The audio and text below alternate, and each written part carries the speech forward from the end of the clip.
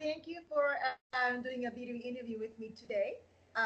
So today, basically, I would like to ask you about your experience of studying in Korea, Yes. which was in 2015, Um, I went over first in 2015, right? and then I did a summer program there Okay. at Sogang University. Oh, okay, that was fun. Yeah. That's so And great. then I did 3 semesters at Korea University after that. So I came back at the end of 2016. So it's over a year, right? Yes. Okay, and you were class of 2016. hmm Okay. All right. So and your major was My major was Asian Studies. Asian studies. Did you do minor in anything? I didn't end up doing a minor. There wasn't any real, I mean, because there are certificates for like Japanese culture and language at UC, but at the point that I went, there wasn't anything for Korean, so All right. it Yeah. just didn't Yeah. work out that way. But Okay. Let's see. So, I think what I'm most curious about, and what students were most curious about, is how you became interested in Korea and how you prepared for your study abroad. Because as of now, we don't offer any class on Korean. yeah. How did you manage this? Well, I have always been really interested in learning like a lot of different languages. That's always kind of been a goal of mine. And I actually studied abroad in Japan after I graduated high school with the Rotary Youth Exchange Program. Oh, And then while I was over there, I kind of got more interested in Korean culture and language, and I decided that was the language that I wanted to learn next. wow. And UC obviously doesn't really have a very big Korean program, so I knew that if I wanted to learn those things, I was You have definitely to going to go have to there. go abroad again. So I just started planning for that as soon as I got to college. I think I went the first week and asked, okay, when can I go abroad? Like, how long can I go for? And You were prepared. yeah, so I was really hit the ground running, ready to go back abroad again. So I think that I prepared a lot with this website called Talk to Me in Korean. Huh. And they have a ton of free resources for like language learning and lessons, and they have things on slang. Like it's just really all encompassing, and they have textbooks that you can buy, but all of their lessons are available for free online. So It's called it's a really fabulous resource. Hmm? Talk to Me in Korean is the name. Yes, Is it still talktomeinkorean.com. .com? Is it still there? Yes, you can also find their videos on YouTube. So Oh, okay. Yeah, that's really awesome. great resource. Yeah, absolutely. hmm You were there for over a year, and so you took classes in English and in Korean. Yes, And all of my language classes in Korean were pretty much taught almost entirely in Korean because I started at the second, like the upper beginner level. Because Mhm. after my summer program that I did, I learned enough that I could skip the very basic beginner course when I went to study abroad Yeah, for the longer semester. mhm. And so those classes were in Korean, but all of my like academic kind of courses, like the different lectures and things, those were all taught in English. So So yeah, I'm sure you took a lot of classes about Korea in yes, English, right? Like Korean history, yeah, Korean politics and culture. culture and those sorts of things. Good. Um, and I'd also like to know what was the most rewarding part of your study abroad? What was the most challenging part of your study abroad experience? Um, that's it's tough because there were just I was there for so long. There were so Yeah. many different things. I think that the most rewarding part would probably just be oh no, actually that's really tough. I think I have to say a couple things for this, but for rewarding, I'd say definitely the people that I met there, just students from all over the world and people that were Korean, and just I learned to get along and work with like so many different kinds of people. I just feel like that can only enrich you as a person. And I think that being in another country like that and learning so much about another culture really enhances like your own perspective. Like you just kind of think, you question your own country a bit more. You just kind of think like, I never thought about this thing as strange, or like, wow, I really didn't even realize that things would be so different somewhere else. And so I think that it's not just learning about another country, you also kind of learn more about the things that you already intrinsically sort of knew. So I think that's really fantastic. Yeah. And then the language too. I was really happy to learn so much of that since that was my primary goal. Absolutely.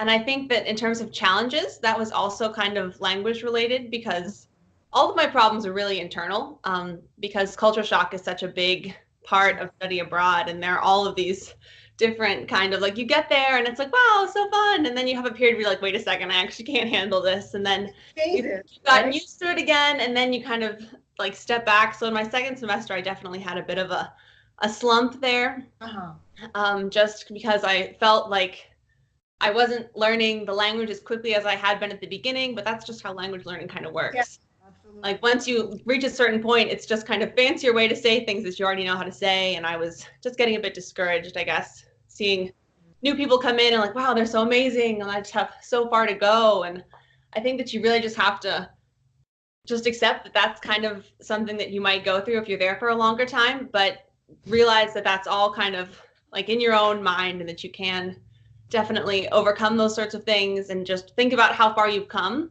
and where you are right now rather than how far you have to go. I think that that's the best way to kind of get past that because you do keep going through the culture shock cycle and eventually you will feel really comfortable there. So, yeah. And it's a short-term study abroad program, like summer abroad. You know, you get there, you know, you have a lot of fun and you go home. But if you're there for the longer haul, then you kind of go through the, you know, ebb and flow and, you know, the phases that you talked about. I think especially if you do what I did and do a summer program and then the longer term program is that you have so much fun during that. Yeah. The honeymoon period is what they call it. During that summer program, and then you go for the real semester and you're like, wow, like I remember this being so fun. Why is it so difficult now? So I think that that's something that you definitely might have to deal with, but that's just culture shock and it gets better. So. And did you share that experience with other fellow American students while you were there?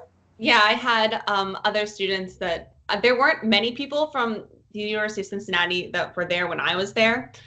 Some of them did come in my later semesters, but like my very first semester, I don't think there might have been 2 other people. But I met a lot of other people that also stayed for longer term. And we kind of just got to go through that together and we would get together and just kind of rant and complain a bit like, oh man, I'm so tired of like seeing this. I'm so tired of having to deal with this. And then eventually you just kind of get over those things and you just kind of grow together and are united by those experiences. And then you see the new kids come in and that's when you really recognize like, wow, I've changed so much. Like I've really just grown into this experience a lot. So that's definitely a good reflection point. How did you find housing? Did you live in a dorm? I lived in the dorm my first semester, and at Korea University, there's kind of an interesting like ranking system for the priority of who gets to pick housing first. And so if you're going there at the right at the beginning, it's really easy to get housing because you're at the top of that list. But if you're a repeating semester student like I was, you might not get housing. And that happened to me. So I actually had to find another place to live in about 2 weeks. But there was this website that I used called Goshi Pages, and it's GOSHI pages.com. And yes, and so that's for finding a kind of house that's called a goshiwon, and it's usually like a really teeny tiny room. Sometimes you'll have your own bathroom, sometimes it'll be shared. There's usually a shared kitchen. But it's a teeny tiny living space, but it's usually pretty cheap. And there are a lot of them around different schools and stuff. So I ended up in a pretty nice one and was able to work that out. So I was fortunate in that way. Yeah, I see. Let's see. So how do you